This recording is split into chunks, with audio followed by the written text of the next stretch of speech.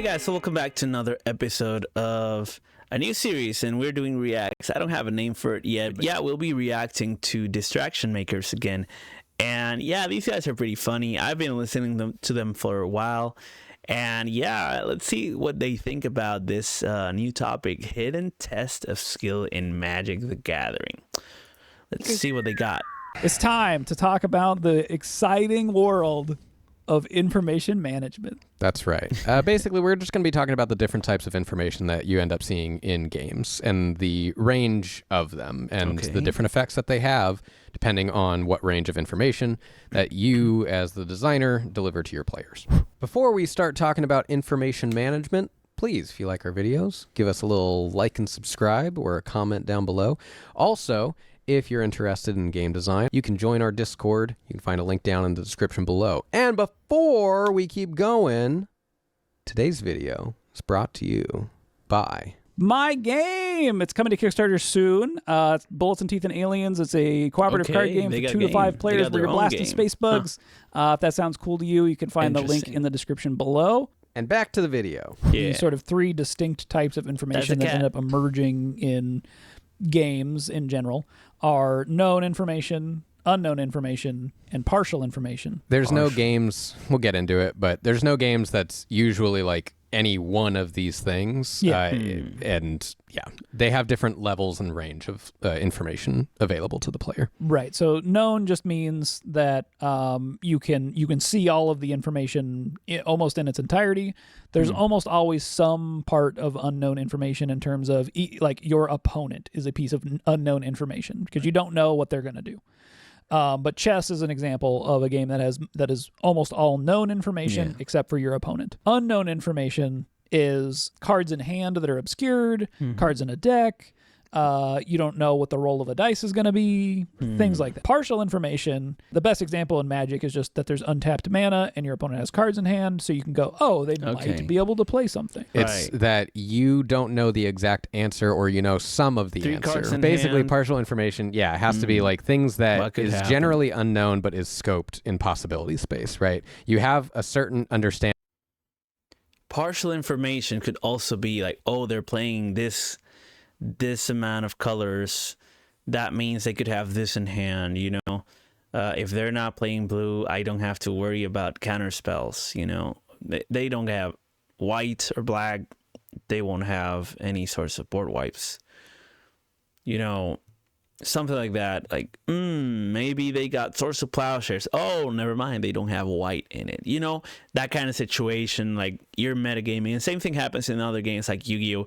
You got the counter, the hand traps and things like that are splashable and they go everywhere, but you also know players' lines, and as soon as you see a card, you know what they're playing, you know which steps they're gonna take next, and you know if you have interaction, which specific step in the chain that you are going to interrupt them in, and then you create another block, and then with that block in the chain, maybe, oh, we got another interaction, they know what to do exactly, what to negate, and I'm actually going to chain block in such a way that nothing can happen to me. I'm going to stack these up in a way that's the most convenient to me. That kind of situation is pretty common in a lot of card games. So even if you don't know, even if you feel like, oh my god, there's a lot of actual like information that I could deduce, because it's not certain, that's going to be that part. That's like the partial information. I know that this can happen. I don't know that it is happening specifically. Let's keep going. Understanding of what the possibilities of something is going to be. If you have no understanding of what the possibility is of any one, you know, card in a person's hand or whatever, then it's just completely unknown. Right. And in this partial information zone is where I don't know if I would say the majority of interesting game interactions occur, but I think that like managing this particular space as a game designer is how you get particularly interesting gameplay. Where if you're operating with total known information, it's almost solved, right? And if you're operating with total unknown information, it's just a guess. So let's get into known information a little deeper. Right. So, to tie this back to Magic, I think the closest example of how this could be used in Magic is card telepathy. It's 1 blue enchantment that all opponents play with their hands revealed. We played a Commander game like this, and it was terrible. Yep. And it goes to show what ends up happening with known information. So, which is basically that like it ended up becoming a puzzle instantaneously, right? Which is usually what happens with more known information. Normally, you might have like maybe the cards that you draw, that's technically not known, and that's going to alter some of your plans. But it's a puzzle that just keeps changing, right? The goal is defeat other players. Speaking of puzzle and known information, Teferi's Puzzle Box is such an interesting Magic card because whenever you play it, you know what you got in hand, but you're not going to know as soon as your turn starts. So all the known information that everyone's got is going out the window as soon as they can actually deal with that known information. So you got new known information and new unknown information on everyone else. Like maybe I know they have a board wipe, but I'm not going to know pretty soon. So all these known information becomes partial and unknown. Like I don't know what they have in hand now. I know they don't have those cards that I knew they had before, but they're here and I'm gonna lose track of them. And I think that's gonna be an important part of this game. Like how much can you keep track of things? Like that's I don't know. But anyways, I think a lot of cards like that, they just become a puzzle. They become like very interesting. You throw a wheel out and people are like, well, now you know what I have in hand because I gotta discard everything. And you see, whoo, they had a counter spell, they had a board wipe, they had 2 combo pieces, and also 2 lands that are really good. And it's like the other guy's like, I only had like 3 lands, and the other guy's like, I had like ramp. I couldn't do anything about it. Like I already ramped what I was gonna ramp, you know. And then you're like, well, I had no hands.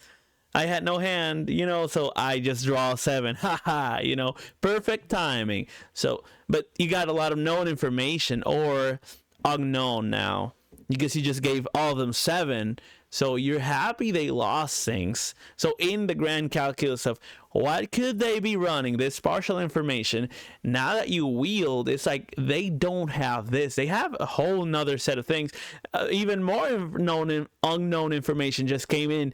But that known one that the partial had given me, and now I'm for sure, like, I know I can do this. You know, like, I'm not going to run into Drannith Magistrate if I mill all the Drannith Magistrates, you know. I know that I'm not going to be able to be counter like this if I play that Teferi that doesn't let other people play at sorcery speed, at instant speed, you know.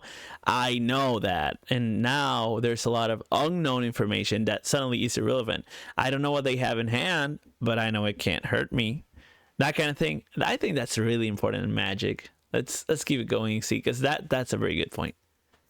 But the puzzle and the puzzle pieces, you see all the possibilities available to you. Puzzles tend to have a lot of known information, but they sort of have to have at least one piece of unknown information to still remain a puzzle. You either can't know what the solution is, or you can't know the process to get to that solution. Otherwise, it's just kind of a nothing. It's just memorization and an exercise at that point. Right, it's like a thing you've already done and solved. Yeah. And so something like a jigsaw puzzle, right? Like you'll know the inevitable answer, which is the picture on the box, but the pieces are randomized in a way so that you don't know what order you're going to be able to find them in to create that picture. And the reverse would be like an escape room, where the escape room, you might not know what the final answer is. You have an objective, escape the room, but you don't know exactly how to find that answer. You also don't know the sequencing of it, but like it's still a mystery of where you're going to end up going, I suppose. So a lot of puzzles tend to exist in this kind of known information land. The one I always think of is like the like metal puzzles that you move in a particular way and they come apart. And you're like, oh, I did it. It's like all of the information's there. You just need to figure out how to manipulate it to get to the answer. Let's talk about unknown information a little bit. And then we'll get to partial information, which is really the meat of the topic. So unknown information, I think the easiest sort of game example is something like rock, paper, scissors, where you are just sort of guessing what your opponent might do. I think there's kind of like ways that people think they can deduce information to try to like get something out of their opponent, some tells or things, which might exist. But I think generally speaking, you're just choosing one of 3 options, and those options have consequences, but there's no real backing to why you would pick one or the other. I think it's funny too, because like I think the only way that a game, like that could exist is because there are only 3 options. Yeah. But if we were to relate it to Magic the Gathering, right, and you just have a deck and you don't see what color, what lands are tapped or untapped, and how many cards are in hand, you see no information whatsoever, and players can just play whatever cards they want at any point in time. It's like the scope of that is so large and so complicated that like there's no way that you could ever chunk that information, so it really would just be like guessing all the time. Yeah. Well, and the one toy game that Richard Garfield uses is like guess the digit of pi, where it'll say something like guess the 551st digit of pi, and it's like technically known information, but it's so complicated that no person is really gonna like take the time to figure it out, or especially if it's like in the moment you're supposed to guess it right now. You're not gonna like, okay, let me think about it. Technically it's known, but becomes sort of unknown because it's so what a weird game. Complicated. There are games that exist in this space. There's like a certain level of complexity that is all known information to you technically, but it's just such a huge puzzle to solve, and the possibility space is so wide that it's practically unknown. Might as well be unknown and just guessing. Well, and I think a lot of beginner players experience this in Go, right? Where like, I don't know, like, oh, okay, I just need to like place a stone on the board, but I don't understand what that means, right? There's just so many options after I've placed one stone any given place that I don't really understand the ramifications of that action. Therefore, it's almost just random. Like, I'm just going to put the stone somewhere random. Right. Even though an experienced player would know the implications of any potential space on the board, theoretically. So let's talk about partial information, because really this is where the magic happens. So Magic has all sorts of different ways of basically helping the player chunk down the complexity of the possibility space for partial information. Cards in hand, color of mana, untapped and tapped lands. You brought up that instant speed is also speed. one. So yeah, and a lot of this is like sort of narrowing the possibility space of Instant what your speed. opponent might be able to do. Right. So you're able to sort of make better educated guesses. So instant speeds, right, being on, okay, well on my turn, my opponent can only play instant speed things. Yeah. So I know that whatever they're going to play has to be at least an instant, right? Right. And or then flash. you narrow There it it is. for, you can narrow it down further with things like format that you're playing in, the colors that they're playing, how many cards they have in their hand, that kind of stuff. And it gets to the point that like eventually when you end up having like a meta within your format, right, and you see the colors and the color possibilities of them, to where you can make like a fairly educated assumption of what they might have or could possibly end up drawing later in the game. But it never quite gets certain. Okay. Right? There's never a like, oh, well, I just know what they have, and I can just act accordingly because I know I have perfect information. Right. There are certain instances where you can get pretty close, which is something like a discard spell, like a Thought Seize, where you get to see the information in their hand, and then you're writing it down. We'll come back to this.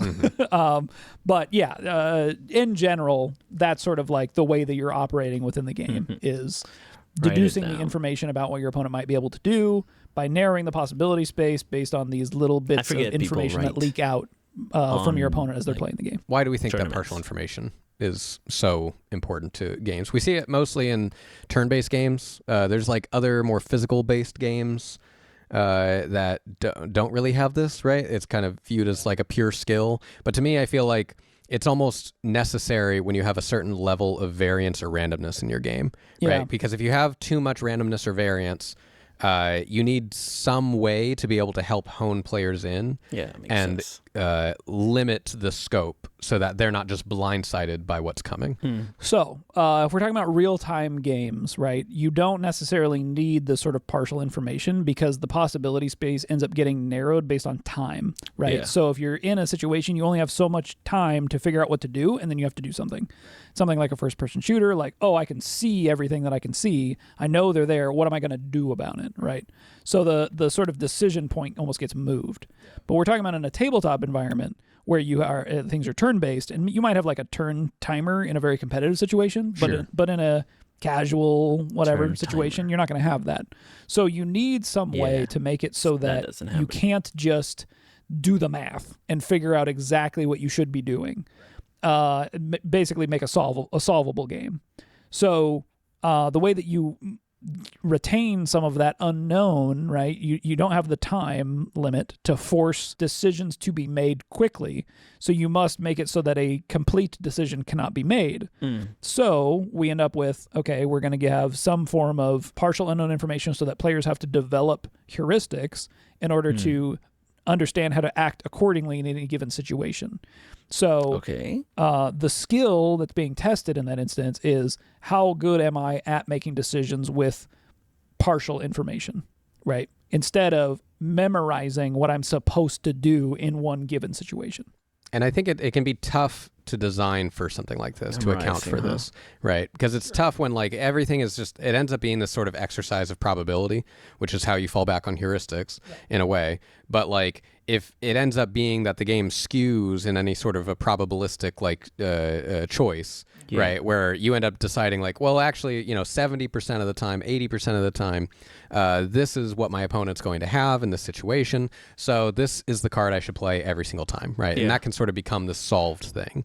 But I guess if there's enough randomness or variance like we're talking about in combination with this sort of unknown or partial information.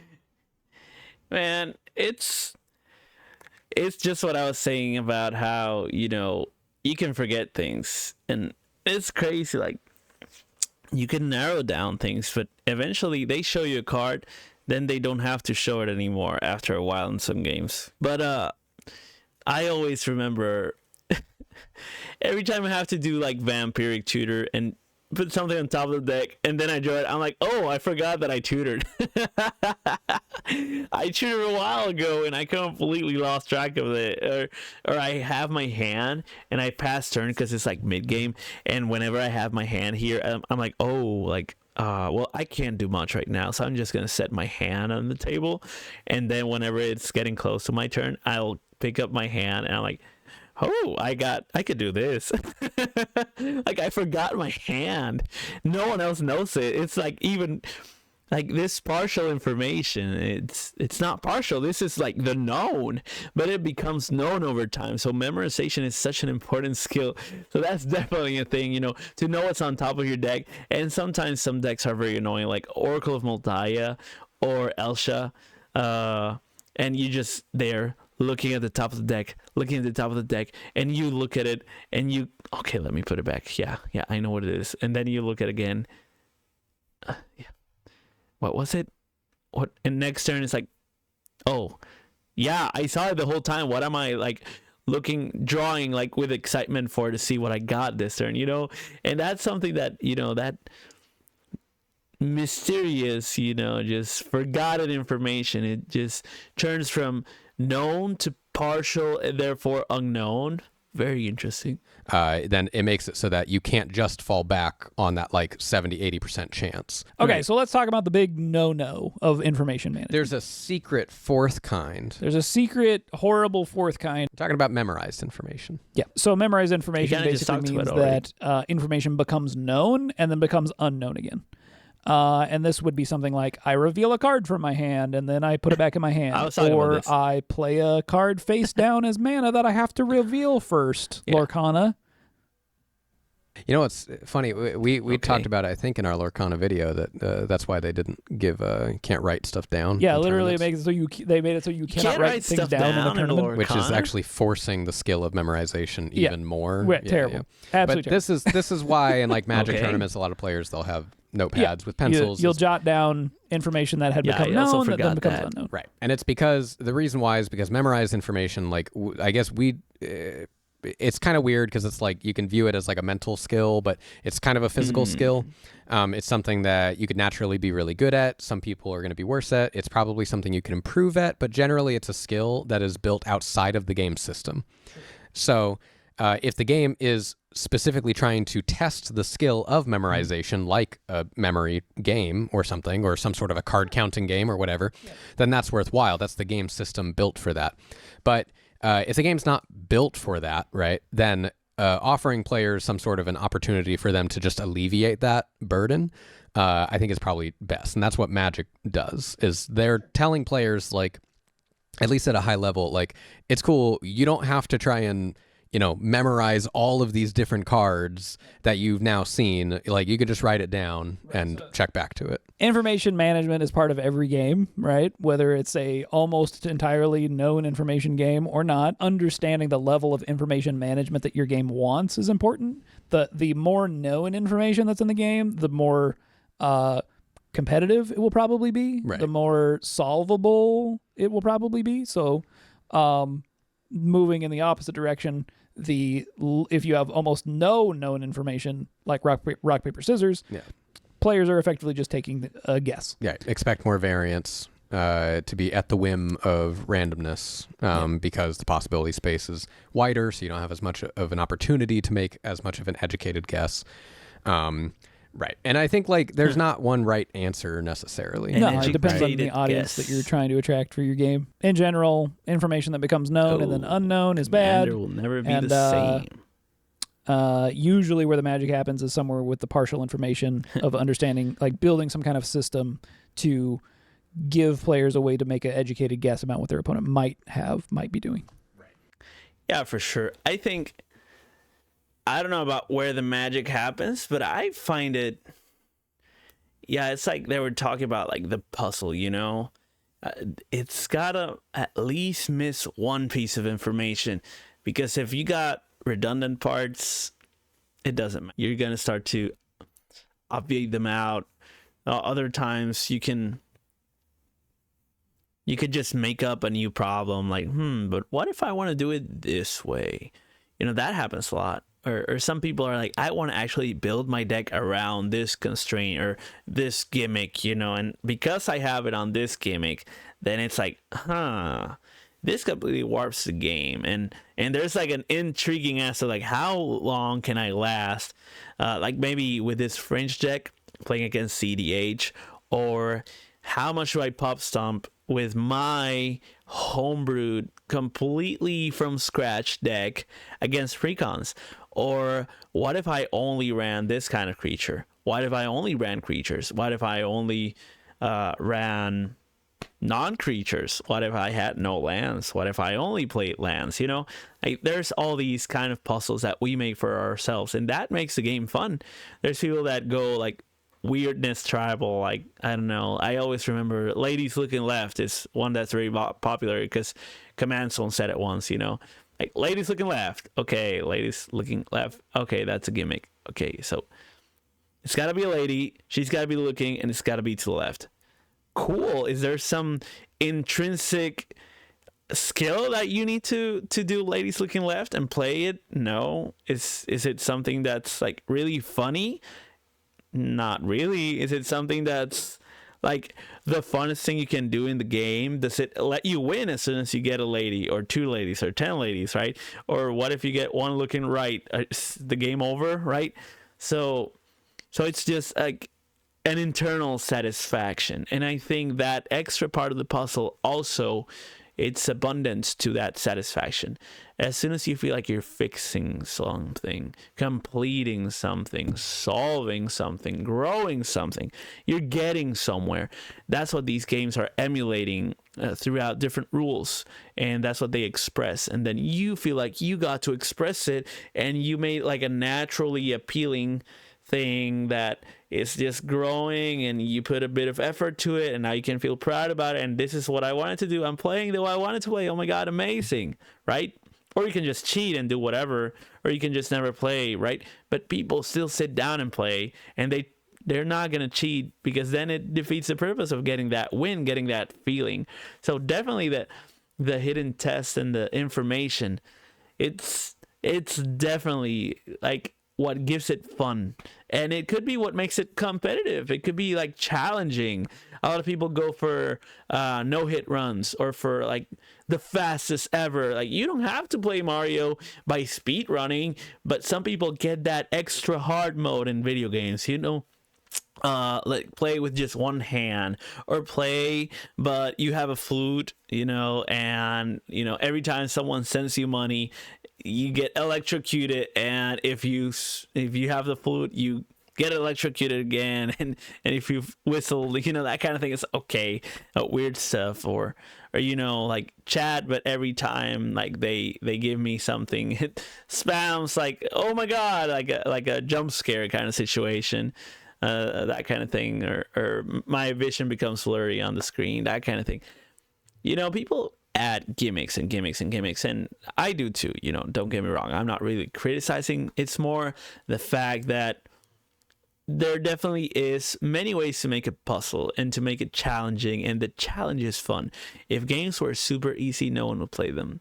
It's like, imagine Sudoku, but you only have one missing number, or word puzzle, and you're just like keyword soup, but you only got one, or keyword soup and it's just one line. What are you gonna do with it? It's a word. It's just a word, or maybe there's only two, and you find them really easily because it's like the column and the row right there. That's it. Like just one column, one row. It's the first one, and it's like, oh, I'm looking now, but there's nothing else. Yeah, exactly. There's nothing else. So what now? I guess I'm done. Let me turn the page, go to the next challenge. See, that's how our minds work. So definitely there's this hidden test, and it's working. It keeps the games alive. And I think even things like Commander and rules, they come from that. I could play playsets on a 60 card game and play 1v1 until someone loses 20 before the other, or I can actually only limit myself in colors to this guy that's going to be the leader, and I can play with multiple people, and now it's a free-for-all, and I'm going to actually play only one copy per card, singleton.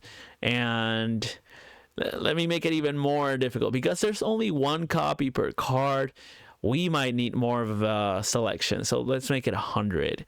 And because we made it 100, let's actually make it so that some things have consistency. So let's have the commander keep coming back. In that kind of situation, it leads to us, oh wait, live game's gonna be a problem. Let's actually make commander damage, and that kind of thing. Or think about something even more simple.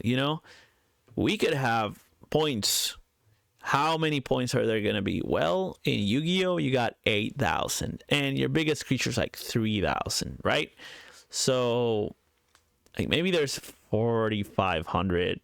There's some like that. But what I mean is, for the majority of the part, there's a lot of like boss monsters that are like 25 to 3,000, and so that actually has a sense of, why is this happening? Well, it's because you want to get the strongest. Now, if everyone's on a standstill and does nothing, what other win condition do you have? Well, decking out means you lose. Okay, so decking out matters, that kind of thing.